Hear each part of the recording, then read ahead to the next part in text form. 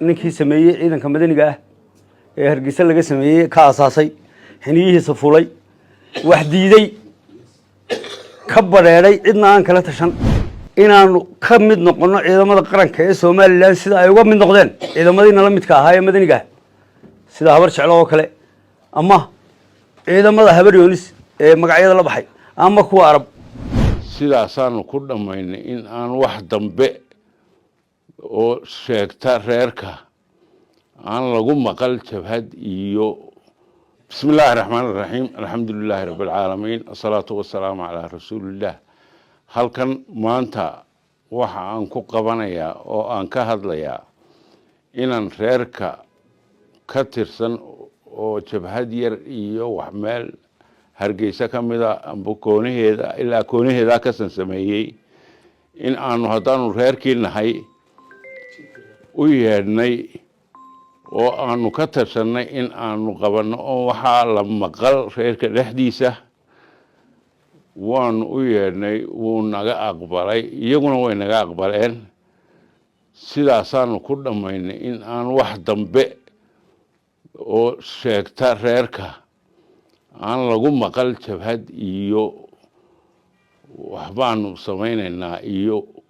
midnaba waanu dhamaynay arrintaas sida u dhantay reerka dhexdiisa dhameeyay oo ka tashaday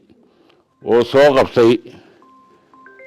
dawladana waxaanu u sheegaynaa inaanu arrinta dhexdeeda ka dhamaysanay anagu markaa waxa aanu u hadlaynaa waa Cabdiraxmaan oo anaga qabiil ahaan uu naga soo jeedo anaga oo ah dadkii magaaladan Hargeysa aasay unugeeda lahaa oo aan u qalmin in lagu sawiro arrimaha noocaas oo kala ah si wanaagsan aan u dhamaynay islana afkaranay anaga iyo dawladda Soomaaliland sida uu sheegay janano wasiiro iyo madax kalaba in aanu hadii beedankayga leeyahay aanu ku gabagabayno kuna qaramayno kuna soo xarayno jabhada madaxa ka ahaa ninkaanu isku haybtanahay ee Cabdiraxmaan qalbi wareen sida darteed waxa aanu iyagana aanu ku qaramayno aanu dawladda kaga qayb gelino anagu noqon mayna sidii jabhadii hore jabhadayadu noqon mayso sidii jabhadii hore ee dadka leeyay ama dadka xabadda la dhacayay ama booliisada iyo qaramada leeyay anaga taayadu noqon mayso taayada waanu ka hortagnay waanu diidnay in ay fal noocaas oo kala ay sameeyaan waanu ka hornimi waxaananu goosanay inta aanay fal noocaas soo xumhi dhicin inaanu anagu soo xareynay inamadayadii isla afkarano ku heshiino anagu isxilqaamnay go'aankana maskaxdayadana ay ka timi anagu oo ah beeshayada arrintan iyo jabadan lagu hadii beedkayga leeyahay calaamadinayo go'aan anaga naga soo gaaray caaqil ahaan odayaal ahaan guddi ahaan guurti ahaan markii aanu arrintaasi aanu eegnay iyo dhibta ay leedahay waanu ka hortagnay waxa aanu diidnay inaanu sidii dadka qaar aanu daawano intii dad dilayaan iyo intay umad leynayaan waanu diidnay waxaananu goosanay inaanu dawladda ka qaramayno soo celino soo dabaalo maanta cadow fara badan bay Soomaaliland leedahay dhinac walba waa laynaga soo duulay ma noqonayna anagu kuwa horseedaya in qarankooda wax yeelayaan ama qarankooda ay burburiyaan waxa aanu garab taaganahay madaxweyne Cabdiraxmaan Ciro dawladda maanta Soomaaliland madaxweynaha ka yahay kuwii horena dadkii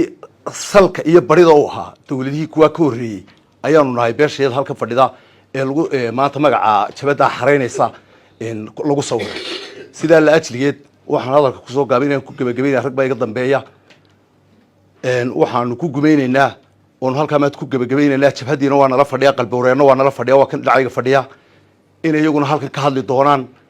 cadayna doonaan mowqifka aanu isla garanay dawladana ay u cadayn doonaan annaguna aanu u cadaynayno inaanu arrintaasi gabagabeynay dhamaynay beelaha Soomaaliland iyo dawladda Soomaaliland aanu leenahay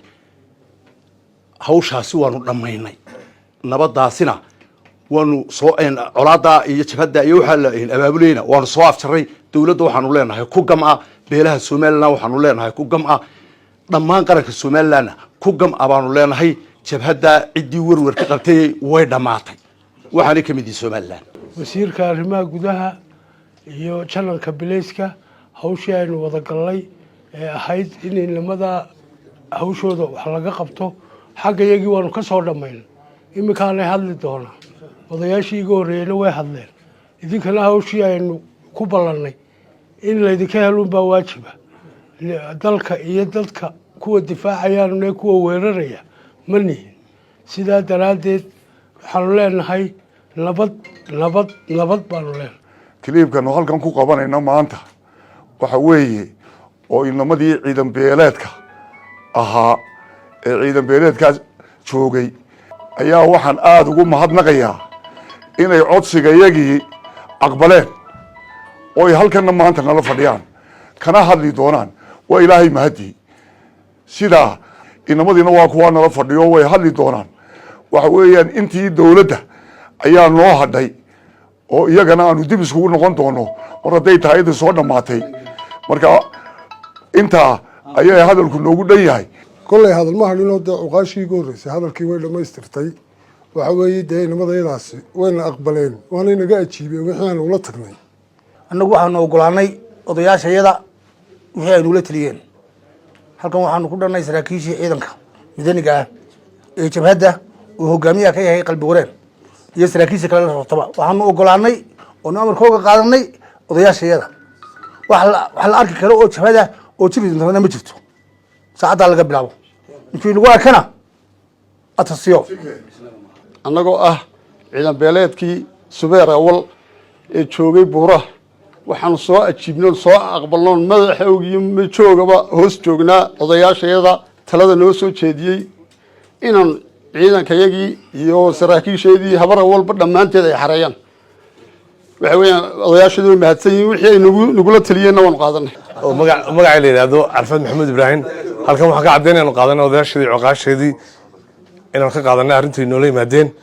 taasoo aan xaq noogu leynay magaaladu ay rabshad ka dhacdo ama buu ka dhaco ma garatay oo ummaddu nagu qaxdo taasana odayaashii nagala hadleen wasiirkana waa naloo geeyey labadii wasiir kii dolusi hawada iyo kii gudahaba markaa cid damboo iyo janalka biliiska cid damboo qori qaadatana dee dambiil noqonaysa la socda ama dhalinyarta ha noqoto ama waayilba ha noqotee waxaan salaamayaa cuqaashayda salaadiinta waxgaradka aqoon-yahanka dhalinyarada mutacalimiinta mudanayaasha ayaan salaamaya waxaan ku salaamayaa assalaamu calaykum waraxmatullaahi wabarakaatu bacda salaan waxaan halkan ka bayaaminayaa ama aan caddaynaya anigoo ah cabdiraxmaan sheekh ismaan ducaale ninkii sameeyey ciidanka madaniga ah ee hargeysa laga sameeyey ka asaasay xiniyihiisa fulay wax diiday ka badheedhay cidna aan kala tashan in aan ka ogolaaday dadka wax danaynaya ee u dhashay hargeysa ee aan wada dhalanay ee ergada noola yimid aanu aqbalay sida dadka annaga nala midka ahaa ama naga horreeyey ay u ogolaadeen in la qarameeyo ciidamada madaniga ah ee nala midkaa sida habar jeclo iyo habar yoonis oo qaateen iyaguna annana waxaanu qaadanay oonu ergadii ka ogolaanay ehelkayaga aanan kala qaadayne faraha badan leh waxa aanu la qaadanay in wixii aanu diidnay la daayo ee aanu u samaysanay ciidanka nalaga daayo inaanu ka mid noqono ciidamada qaranka ee somalilan sida ay uga mid noqdeen ciidamadii nala midka ahaa ee madaniga ah sida habar jeclo oo kale ama ciidamada habar yoonis ee magacyada la baxay ama kuwa arab ayaanu anaguna qaadanay waxaanu ku ixtiraamnay odayaashayada sharafta le iyo karaamada waxay iyagu dooneen annagana ay noola yimaadeen baanu qaadanay intaasi waa intii ay tolkay waxaan leeyahay oo aan sheegaya war sidaa ay noo ballan qaadeen odayaashayadu ee ay noola yimaadeen iskamaanu tegin ciidan iskamaanaan samaysan waxaa nagu kalifay waxaanu diidnay hanalaga daayo waxaanu diidnay ee aanaan kasban ee nagu kalifay inaanu buraha gallo yay soo noqonin way noo ballan qaadeen ehelkayagu odayaashayadu salaadiintayadu inaanay soo noqon arrintaasi iyo wixii aanu diidnay bashar kuu diidi karaa waxaanu tirsanaynaa wax badan waxaa hore wax ka badan ma qaadi karayno wasalaamu calaykum waraxmatullaahi wabarakaatu